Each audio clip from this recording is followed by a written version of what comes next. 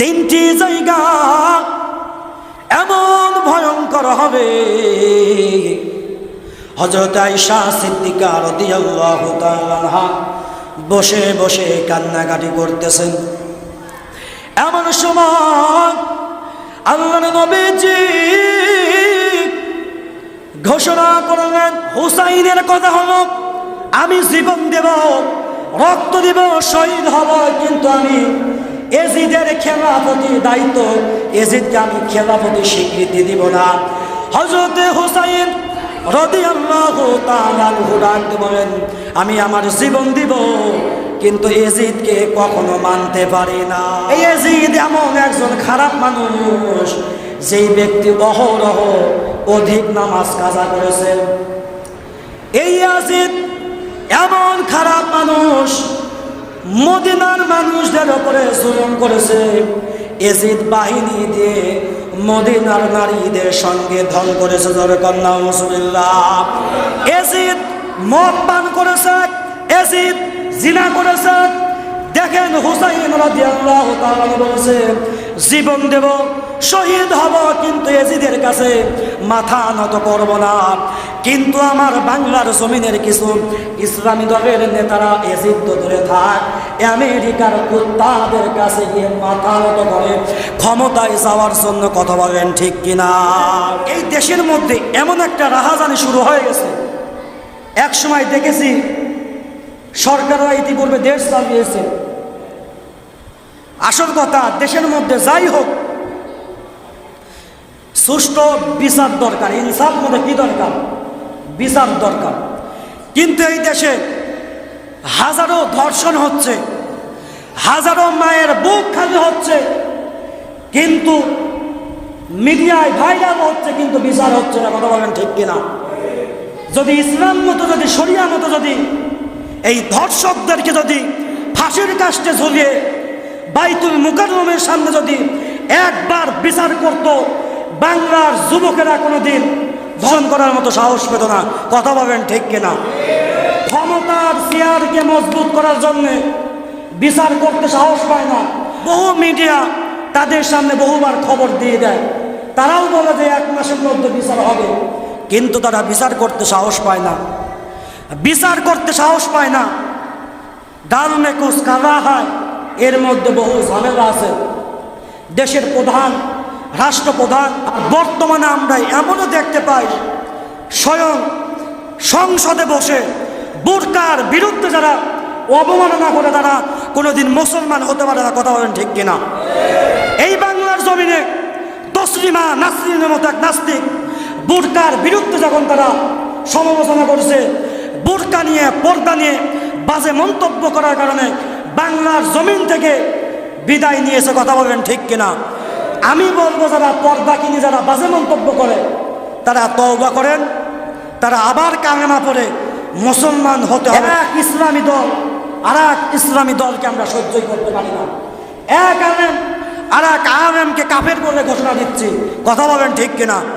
এক আলেম আর এক আলেমের সম্মানকে নিয়ে মাঠে ময়দানে আমরা প্রচার করতেছি। এই কারণে আজকে অধপতন। আজকে আলেমরা যদি এক হতো, যদি বাংলার যদি মুসলিম জনতা ওলামায়ে কেরাম যদি এক হতো, বহু পূর্বে বাংলার জমিনে ইসলাম কায়েম হয়ে যেত। কিন্তু আজকে আমাদের টুপিওয়ালাদের মধ্যে ঝামেলা। আমরা এক হবো, ঠিক আছে, কিন্তু বড় চেয়ারে কে বসবে, কে নেতৃত্ব দেবে? আজকে আমরা কওমি হয়ে সুন্নিদেরকে দেখতে পারি না। কথা বলেন, সুন্নিরা কওমিদেরকে দেখতে পারে না, চরমনাই পীরেরা জামাতকে দেখতে পারে না, জামাত ইসলামেরা চরমনাইকে দেখতে পারে না। এটাই বর্তমানে ফিতনা হচ্ছে। কথা বলেন, ঠিক কিনা? এই রকম ভাবে দ্বন্দ্ব করে মুসলমানদের মধ্যে ফিতনা সৃষ্টি করে ইসলাম কায়েম করা সম্ভব নয়। দুধের সঙ্গে বিষ মিশিয়ে খাওয়ায় এই আহলে হাদিসরা, মধুর সঙ্গে বিষ মিশিয়ে খাওয়ায় এই আহলে হাদিসরা। হুসাইনের কথা, আমার নবীর চেয়ারে কোনো ফাসেক বসবে না। যেই চেয়ারে বসে হযরতে আবু বকর, ওসমান, আলী রাদিয়াল্লাহু তাআলা রাষ্ট্র চালিয়েছেন, সেই চেয়ারে এজিদ বসবে, আমি এটা মানতে পারি না। আর বর্তমানের কিছু নেতারা ক্ষমতা পাওয়ার লোভে আমেরিকার কাছে মাথা নত করে, এটা কোনো ইসলামী কোনো দল হতে পারে না। কথা বলেন ঠিক কিনা? হযরত হুসাইনের আদর্শ মনের মধ্যে বাস্তবায়ন করতে হবে। হুসাইনের আদর্শ অন্তরের ভিতরে যারা লালন করবে তারাই হলো প্রকৃত হুসাইন প্রেমিক। মুসলমান ভাইরা আমার গভীর মনোযোগ, আল্লাহ নবীজির সাহাবী হযরতে খুবাইব রাদিয়াল্লাহু তাআলা আনহু, তিনি যখন ইসলাম গ্রহণ করলেন, ইসলাম গ্রহণ করার পরে মক্কার কাফের বেঈমানরা যখন জানতে পাইল হযরতে খুবাইব মুসলমান ধর্ম মুসলমান হয়েছে, কালেমা পড়েছে, এই কথা বলার সঙ্গে সঙ্গে মক্কার কাফের বেঈমানরা হযরতে খুবাইব রাদিয়াল্লাহু তাআলা আনহুর হাতের মধ্যে রশি বেঁধে, পায়ের মধ্যে রশি বেঁধে, রশির এক মাথা ঘোড়ার পায়ের সঙ্গে বেঁধে দিল। বেঁধে দেওয়ার পরে ঘোড়া দিয়ে পুরা মক্কা নগরীর মধ্যে হযরতে খুবাইব রাদিয়াল্লাহু তাআলা আনহুকে নির্যাতন করলো, জুলুম করলো। দেখেন সাহাবায়ে কেরাম ঈমান আনছে, রক্ত দিয়েছে, জীবন দিয়েছে, তারপরে ওই সময় মক্কার কাফের বেঈমানদের কাছে মাথা নত করে নাই। জোরে কোন আল্লাহু আকবার, আর একটু জোরে কোন আল্লাহু আকবার। আল্লাহর নবীজির একজন মহিলা সাহাবী হযরতে সুমাইয়া রাদিয়াল্লাহু তাআলা আনহু, সুমাইয়া রাদিয়াল্লাহু তাআলা আনহা, তিনি যখন ইসলাম গ্রহণ করলেন, ইসলাম গ্রহণ করার সঙ্গে সঙ্গে আবু জাহেল জানতে পারল সুমাইয়া ইসলাম গ্রহণ করেছে। এক পর্যায়ে হযরত সুমাইয়া রাদিয়াল্লাহু তাআলা আনহার ছেলে ছিল হযরত আম্মার রাদিয়াল্লাহু তাআলা আনহু। হযরত আম্মার রাদিয়াল্লাহু তাআলা আনহুর সামনে রেখে আবু জাহেল ডাক দিয়ে বলল, সুমাইয়া রে, তুমি কি কালেমা ছাড়বা নাকি তোমাকে কষ্ট দেওয়া হবে, আযাব দেওয়া হবে? এইবার হযরতে সুমাইয়া ডাক দিয়ে বললেন, আবু জাহেল রে, জীবন দিয়ে দিব, রক্ত দিব, দুনিয়া থেকে শহীদ হয়ে যাব, কিন্তু যে ইসলাম অন্তরে ঢুকাইছে, ইসলাম কালেমা অন্তর থেকে বের করতে পারি না। হযরত আম্মার রাদিয়াল্লাহু তাআলা আনহুর সামনে নিজের মাকে জমিনের মধ্যে যখন উলঙ্গ করে যখন শোয়া দেয়, শোয়া দেওয়ার পরে আবু জাহেল সুমাইয়া রাদিয়াল্লাহু তাআলা আনহাকে আবু জাহেল তীর দিয়ে লজ্জা স্থানে তীর দিয়ে আঘাত করে শহীদ করে দুনিয়ার জমিন থেকে বিদায় করে দেয়। ভাইরা আমার, বন্ধুগণ, গভীর মনোযোগ দিয়ে শুনবেন। এই দুনিয়ার জমিনের মধ্যে যাদের মধ্যে ঈমান আছে তারা ঈমানের জন্য রক্ত দিবে, জীবন দিবে, কিন্তু তারা ইসলাম থেকে এক পা সরে দাঁড়াবে না। সম্মানিত ভাইরা এবং বন্ধুগণ, আল্লাহর নবীজি সাহাবায়ে কেরামদেরকে নিয়ে ডাক দিয়ে বলেন, ও আমার সাহাবীরা, তোমরা তো এমন সাহাবী, তোমরা তো আকাশের নক্ষত্রের মতো, তোমরা তো সত্যের মাপকাঠি। জোরে কোন সুবহানাল্লাহ। এই দুনিয়ার জমিনের মধ্যে কিছু আলেম নামের কিছু কুলাঙ্গার আছে, তারা সাহাবায়ে কেরামকে সত্যের মাপকাঠি মানতে চায় না। কথা বলেন ঠিক কিনা? এমনও কিছু আলেম আছে যারা সাহাবায়ে কেরামকে সত্যের মাপকাঠি মানতে চায় না। সাহাবায়ে কেরামকে যারা ভুল ধরে, সাহাবায়ে কেরামের যারা সমালোচনা করে, তারা কখনো আশিকে সাহাবা হতে পারে না। কথা বলেন ঠিক কিনা? এই বাংলার জমিনের মধ্যে বহু মানুষ আছে সাহাবায়ে কেরামকে নিয়ে সমালোচনা করে, কিন্তু সাহাবায়ে কেরাম যে সত্যের মাপকাঠি, এটা আল্লাহ পাক কুরআনুল কারীমের বহু আয়াত দ্বারা ঘোষণা করেছেন। জোরে কোন সুবহানাল্লাহ। আমি আপনাদের সামনে ইতিপূর্বে ইনসাফ সম্পর্কে কিছু আলোচনা করেছিলাম। এই দেশের মধ্যে এমন একটা রাহাজানি শুরু হয়ে গেছে। এক সময় দেখেছি সরকাররা ইতিপূর্বে দেশ চালিয়েছে। আসল কথা, দেশের মধ্যে যাই হোক, সুষ্ঠু বিচার দরকার। ইনসাফ মধ্যে কি দরকার? বিচার দরকার।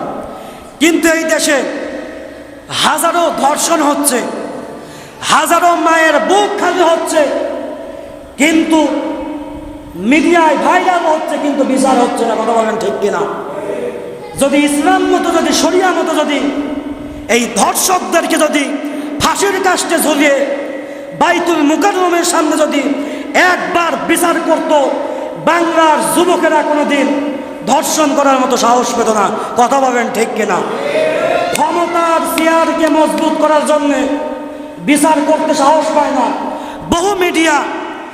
বহু মিডিয়া তাদের সামনে বহুবার খবর দিয়ে দেয়, তারাও বলে যে 1 মাসের মধ্যে বিচার হবে, কিন্তু তারা বিচার করতে সাহস পায় না। বিচার করতে সাহস পায় না।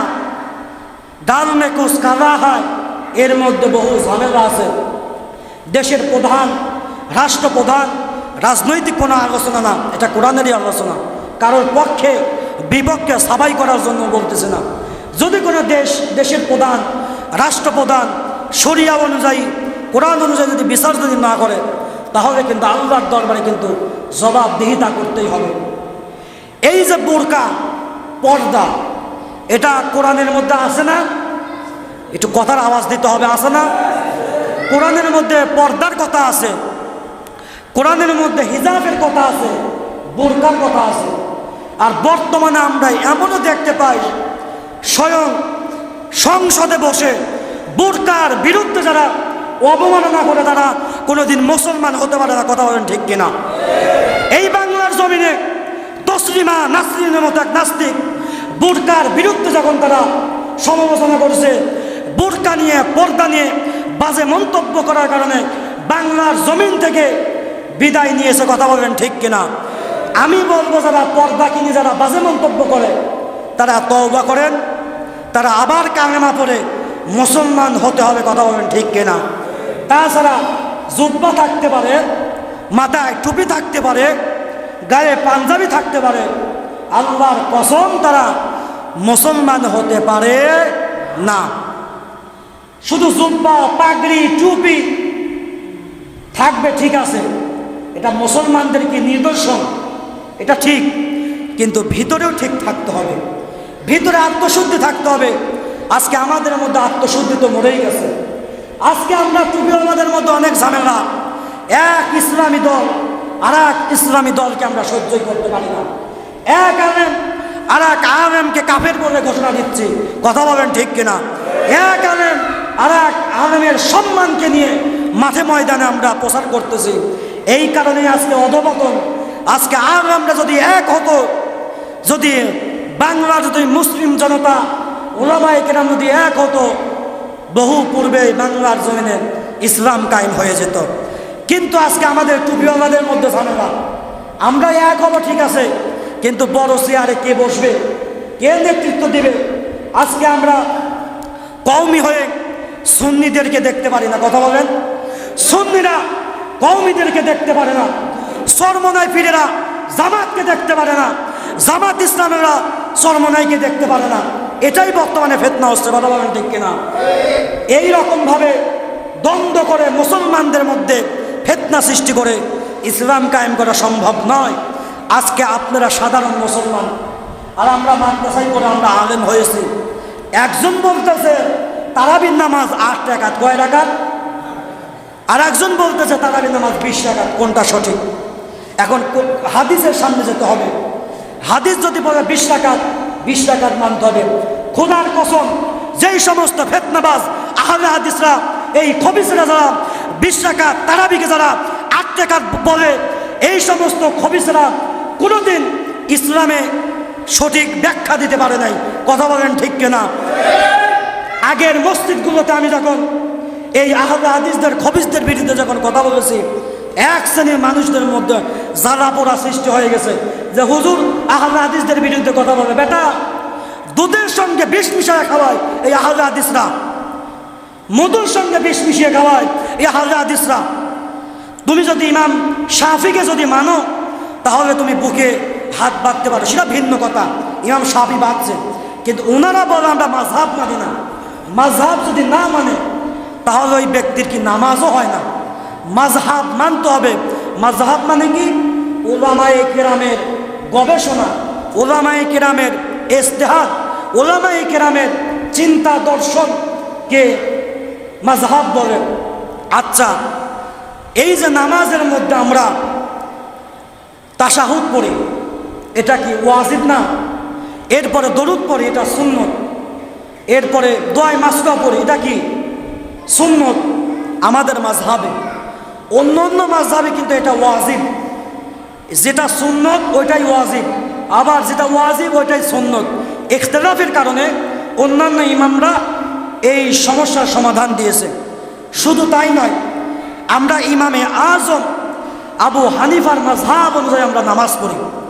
এই মাযহাবে আমরা যখন ইমামের পিছনে যখন দাঁড়িয়ে যাই, তখন আমরা কি করি না? সূরা কিরাত পাঠ করি না, এটা হারাম। ইমামে আজম দলিল দিছে যে ওয়াইদা কুরিআ আল কুরআন ফাসতামিউ লাহু ওয়ানসিতু লাআল্লাকুম তুরহামুন, যে তোমরা কি করো, যখন নামাজের মধ্যে যখন কোরআনের তেলাওয়াত করা হয় তখন তোমরা মনোযোগ দিয়ে চুপ করে থাকো, কান লাগিয়ে শোনো, এটা ওয়াজিব। এই জন্য আমরা তেলাওয়াত শুনি। কিন্তু তারা মানবে, ঠিক আছে, তাদের বিষয়। কিন্তু এই সাধারণ মুসলমান যারা সূরা ফাতিহা জানে না, এদের ভিতরে এসে যারা দ্বিধাদ্বন্দ্ব সৃষ্টি করে, এদের ভিতরে যারা এসে ফিতনা সৃষ্টি করে, এরা এক নম্বরের ফিতনাবাজ। কথা বলবেন ঠিক কিনা?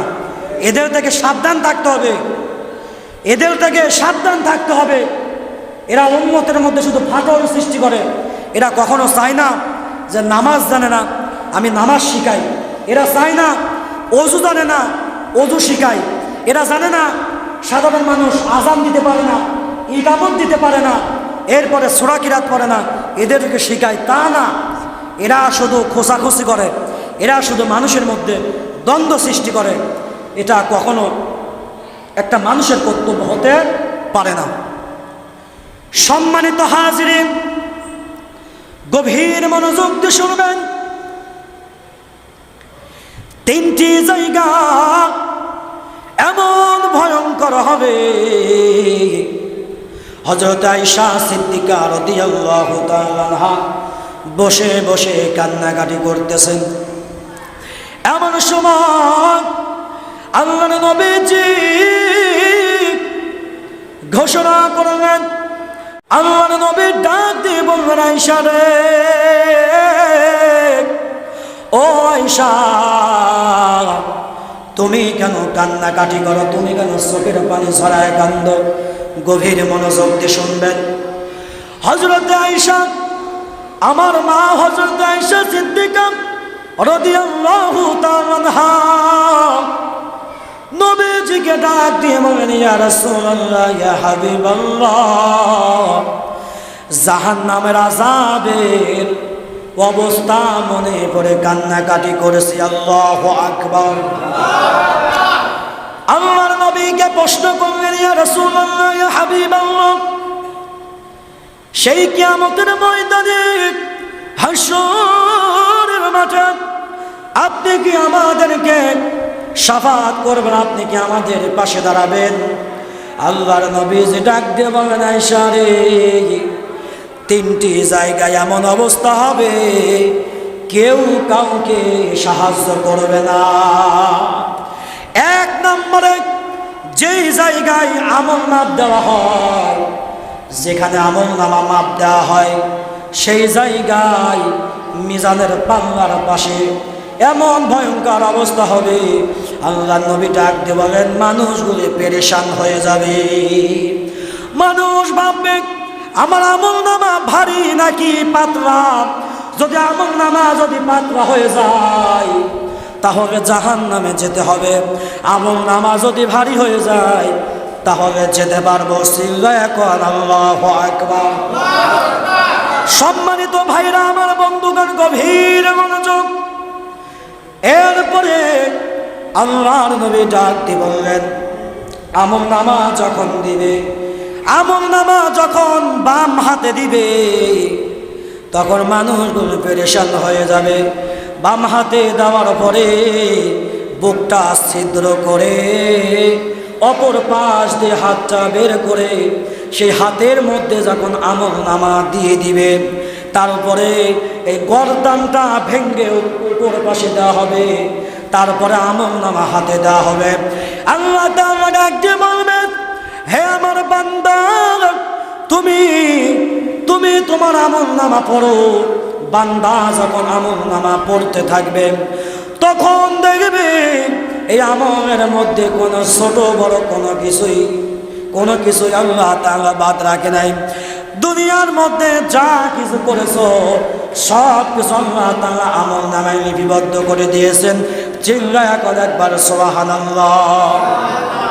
সম্মানিত হাজিরিন, আল্লাহ তাআলা কিয়ামতের মাঠে, হাসরের মাঠে তিন ভাবে বিচার করবে। এক নম্বরের বিচার বিনা হিসাবে আল্লাহ তাআলা কাফেরদেরকে জাহান্নামের মধ্যে দিয়ে দিবে। দুই নম্বরে আমার আল্লাহ তাআলা বিনা হিসাবে জান্নাতের মধ্যে দিয়ে দিবে। সূরা সুবহানাল্লাহ। ও দুনিয়ার মানুষেরা, গভীর মনোযোগ দিয়ে শুনবেন। আরে এক শ্রেণীর লোককে আল্লাহ তাআলা বিচার করবেন, যারা বিচারের সম্মুখীন হয়ে যাবে আল্লাহ তাআলা তাদেরকে জাহান্নামে দিবেন। তারা জাহান্নামে যাওয়ার পরে শাস্তি ভোগ করবে। শাস্তি ভোগ করার পরে যখন মেয়াদ শেষ হয়ে যাবে তখন তাদেরকে জাহান্নাম থেকে বের করে আনা হবে। জাহান্নাম থেকে বের করে আনার পরে আবে হায়াতের মধ্যে গোসল করাবে। আবে হায়াতের মধ্যে গোসল করানোর পরে তার চেহারা হয়ে যাবে সুন্দর, চেহারা হয়ে যাবে সাদা, চেহারা হয়ে যাবে নোরানি চেহারা দিয়ে আল্লাহ তাআলা ওই সমস্ত বান্দাদেরকে জান্নাতের মেহমান বানায় দিবেন। জোরে কোন সুবহানাল্লাহ। ভাইরা আমার, বন্ধুগণ, এই যে আশুরা, আল্লাহর নবীর মেয়ে ফাতেমা, হযরতে ফাতেমা রাদিয়াল্লাহু তাআলা আনহা, তার ছেলে ছিল দুইজন। কয়জন ছেলে ছিল? দুইজন, হযরত হাসান আর হযরতে হুসাইন রাদিয়াল্লাহু তাআলা আনহু। আল্লাহর নবী ডাক দিয়ে বলেন, আমি হুসাইনকে ভালোবাসি। আল্লাহু আকবার। আমি হাসানকে ভালোবাসি। আমার হাসানকে যারা ভালোবাসবে, আমার হুসাইনকে যারা ভালোবাসবে, ও আল্লাহ তুমি তাদেরকে ভালোবাসো। শুধু তাই নয়, যারা আমার হাসান হুসাইনকে ভালোবাসবে আল্লাহ তুমি তাদেরকে জান্নাতের মেহমান খানায় দিয়ে দাও। সিল্লা এখন একবার আল্লাহু আকবার। এই হাসান তো কেমন? এই হাসান আল হাসান ওয়াল হুসাইন সাইয়্যিদা শাবাবি আহলিল জান্নাহ। হযরত হাসান রাদিয়াল্লাহু তাআলা আনহু, হুসাইন রাদিয়াল্লাহু তাআলা আনহু জান্নাতের যুবকদের সরদার। জোরে বলেন আল্লাহু আকবার। আল্লাহর নবীজি খেলাফতের দায়িত্ব গ্রহণ করলেন, নবী দুনিয়া থেকে বিদায় নিলেন। তারপরে হযরতে আবু বকর খেলাফতের দায়িত্ব গ্রহণ করলেন। আবু বকর দুনিয়া থেকে বিদায় নিয়ে চলে গেলেন। এরপরে হযরত ওমর ফারুক, হযরতে উসমান রাদিয়াল্লাহু তাআলা আনহু, হযরত আলী রাদিয়াল্লাহু তাআলা আনহু মক্কার রাষ্ট্রনায়ক ছিলেন। মক্কাতে মদিনার রাষ্ট্রনায়ক ছিলেন, মদিনা পরিচালনা করতেন। খেলাফতের দায়িত্ব থেকে বিদায় নিলেন। আর হযরত আলী রাদিয়াল্লাহু তাআলা আনহু যখন বিদায় নিয়ে দুনিয়ার জমিন থেকে যখন বিদায় নিয়ে চলে গেলেন, এরপরে হযরতে মুআবিয়া রাদিয়াল্লাহু তাআলা আনহু একজন নবীজির সাহাবী। সেই সাহাবী ইন্তেকালের পূর্বে তার ছেলে ইয়াজিদকে দায়িত্ব দিয়ে যায়। কারণ মুআবিয়া রাদিয়াল্লাহু তাআলা আনহু এত বড় একজন সাহাবী, মুআবিয়া রাদিয়াল্লাহু তাআলা আনহু ইয়াজিদকে দায়িত্ব দেওয়ার কারণ হলো ইয়াজিদ প্রথমে ভালো ছিল। এই জন্য দোয়া করেছিল, আল্লাহ তুমি আমার ছেলেকে যদি ইসলামের জন্য যদি পছন্দ করো, যদি সে ইসলামের ভালো কাজ করে তাহলে তুমি তাকে টিকায় রাখো, আর যদি ইসলামের বিরোধিতা যদি করে তাহলে তুমি তাকে ধ্বংস করে দিও। এই ইয়াজিদ যখন রাষ্ট্র ক্ষমতায়, হুসাইন রাদিয়াল্লাহু তাআলা আনহু তিনিও একজন রাষ্ট্র চালানোর মতো একজন অভিজ্ঞ সাহাবী ছিলেন। জোরে কোন আল্লাহু আকবার। হুসাইনের কথা হলো, আমি জীবন দেব, রক্ত দেব, শহীদ হব, কিন্তু আমি এজিদের খেলাফতির দায়িত্ব, এজিদকে আমি খেলাফতির স্বীকৃতি দিব না। হযরতে হুসাইন রাদিয়াল্লাহু তাআলা আনহু ডাকতে বলেন, আমি আমার জীবন দিব, কিন্তু এজিদকে কখনো মানতে পারি না। এজিদের ব্যাপারে আমার কাছে এমন দলিল আছে, এই এজিদ এমন একজন খারাপ মানুষ, যেই ব্যক্তি অহরহ অধিক নামাজ কাজা করেছে।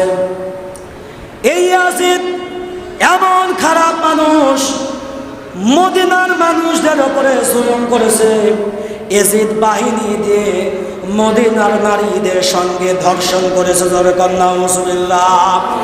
এজিদ মদ পান করেছে, এজিদ জিনা করেছে। দেখেন হুসাইন রাদিয়াল্লাহু তাআলা বলেছে, জীবন দেব, শহীদ হব, কিন্তু এজিদের কাছে মাথা নত করব না।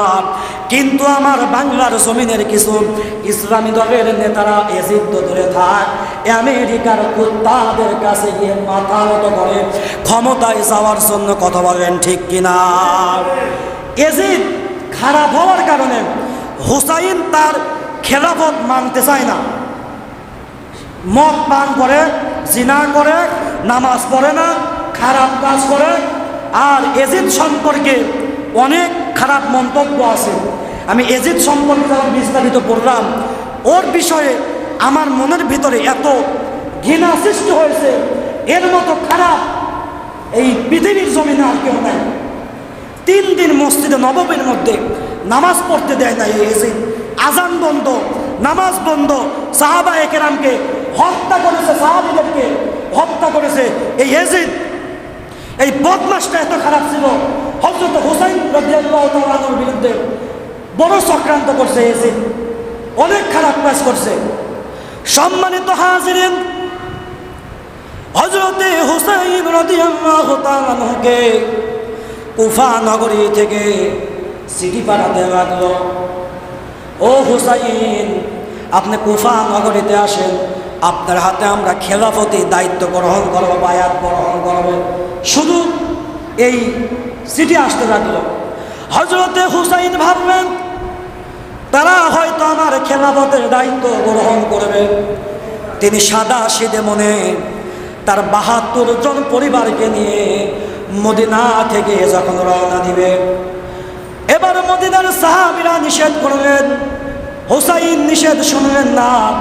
এবার মদিনা থেকে মক্কায় আসলেন, মক্কার সাহাবীরা নিষেধ করলেন, ও হুসাইন, আপনি কুফায় যাবেন না, কুফার মানুষ খারাপ, কুফার মানুষ এমন খারাপ, আপনার বাবা হযরতে আলী রাদিয়াল্লাহু তাআলা আনহুকে নামাজরত অবস্থায় হত্যা করেছে। জোরে কন্যা নাউজুবিল্লাহ। হযরতে হুসাইন সংক্ষেপে বলেন, তার ৭২ জন পরিবারকে নিয়ে তিনি যখন মক্কা থেকে কুফা নগরীতে রওনা করলেন, কুফা নগরীতে যাবার পরে, কুফা নগরীতে যখন চলে গেলেন, যাওয়ার পূর্বে কুফায় প্রবেশ করবেন, কিন্তু সমস্ত রাস্তা হযরতে ইয়াজিদের বাহিনী যারা ছিল, ইয়াজিদের বাহিনী যারা ছিল, তারা কি করেছে? বন্ধ করে দিয়েছে। কি করে দিয়েছে? রাস্তা, সব রাস্তা বন্ধ করে দিয়েছে। হযরতে হুসাইনের সমস্ত রাস্তা বন্ধ, কুফাতে প্রবেশ করতে দিবে না। এজিদের কথা, হুসাইন আমার খেলাফতের দায়িত্ব মানতে হবে, খেলাফত যদি মানে তাহলে তাকে আমি কুফাতে ঢুকতে দেব। এইবার এই এজিদের সেনা সামন্ডা, এই এজিদের সেনা সামন্ডা গোন্ডা বাহিনীরা হযরত হুসাইনকে প্রস্তাব করলো, আমার সঙ্গে যুদ্ধ করতে হবে। আর হযরত হুসাইনের কথা, আমি তো কুফা নগরীর সঙ্গে যুদ্ধ করতে আসি নাই, আমি আসছি খেলাফতের দায়িত্বর বিষয়ে কথা বলার জন্য। এরপরে হযরত হুসাইন রাদিয়াল্লাহু তাআলা আনহু বললেন, আমি তোমাদের সঙ্গে যুদ্ধ করব না, আমাকে আবার ফিরে যেতে দাও মক্কায়, আমি মক্কায় চলে যাব। আর না হয় এজিদের সঙ্গে আমাকে সরাসরি কথা বলতে দাও। এই উবাইদুল্লাহ ইবনে জিয়াদ, এই হারামখোর এজিদের কাছেও যেতে দেব না, তারপরে সে বলল যুদ্ধ করতে হবে। হযরত হুসাইন রাদিয়াল্লাহু তাআলা আনহু বিপদের মধ্যে পড়ে গেলেন। এক পর্যায়ে যুদ্ধ শুরু হয়ে গেল। ফজর থেকে যুদ্ধ শুরু হয়ে গেল। যুদ্ধ করতে করতে জোহরের নামাজ আরম্ভ হয়ে গেল। জোহরের নামাজ পড়ার পরে যুদ্ধ করতে শুরু করলো। যুদ্ধ করার পরে জোহরের নামাজের পরে হুসাইনের সমস্ত লোকজন দুনিয়া থেকে বিদায় নিয়ে শাহাদত বর্ণনা করলেন। আমার খেয়াল আছে সবকিছু, সমস্ত ভাইরা আমার বন্ধুগণ। এরপরে হুসাইন রাদিয়াল্লাহু তাআলা আনহু বীর বিক্রমের মতো যুদ্ধ করে কাফের বেঈমানদেরকে দুনিয়ার জমিন থেকে বিদায় করে দিলেন। একা একা যুদ্ধ করতেছে, রোজা অবস্থায়, শরীরটা খুব ক্লান্ত। যুদ্ধ করতেছে, পানির পিপাসায় হুসাইন রাদিয়াল্লাহু তাআলা আনহু একেবারে ক্লান্ত হয়ে গেছে। হুসাইন রাদিয়াল্লাহু তাআলা আনহু পানি পান করতে যাবে, এমন সময় তার ছেলে জয়নালের কথা মনে পড়ে গেছে। আমার যেই ছেলে এক ফোঁটা পানির কারণে আমার ছেলে জয়নাল দুনিয়া থেকে বিদায় হয়ে গেছে, আমি আজকে বাবা হয়ে আমি কেমন করে পানি পান করি? হুসাইন রাদিয়াল্লাহু তাআলা আনহু পানি পান করলেন না। সেই ফোরাত নদীর পাড়ে তিনি অস্থির হয়ে শুয়ে বললেন। এমন সময় উবাইদুল্লাহ ইবনে জিয়াদ হযরত হুসাইনের বুকের উপর বসে বললেন। বুকের উপর বসার পরে হযরত হুসাইনকে এই তীর যখন তরোয়াল দ্বারা যখন আঘাত করলেন, তরোয়াল দিয়ে যখন ছুরি দিয়ে যখন গলার মধ্যে আঘাত করলেন, আঘাত করার সঙ্গে সঙ্গে হুসাইন রাদিয়াল্লাহু তাআলা দুনিয়ার জমিন থেকে শাহাদতের মর্যাদা লাভ করেন। জোরে কোন সুবহানাল্লাহ। হুসাইনের কথা, আমার নবীর চেয়ারে কোনো ফাসেক বসবে না। যেই চেয়ারে বসে হযরতে আবু বকর, ওসমান, আলী রাদিয়াল্লাহু তাআলা রাষ্ট্র চালিয়েছেন, সেই চেয়ারে এজিদ বসবে, আমি এটা মানতে পারি না। আর বর্তমানের কিছু নেতারা ক্ষমতা পাওয়ার লোভে আমেরিকার কাছে মাথা নত করে। এটা কোনো ইসলামী কোনো দল হতে পারে না। কথা বলেন ঠিক কিনা? হযরত হুসাইনের আদর্শ মনের মধ্যে বাস্তবায়ন করতে হবে। হুসাইনের আদর্শ অন্তরের ভিতরে যারা লালন করবে তারাই হলো প্রকৃত হুসাইন প্রেমিক। জোরে কোন সুবহানাল্লাহ। আমি আমার বয়ান এখানেই শেষ করছি।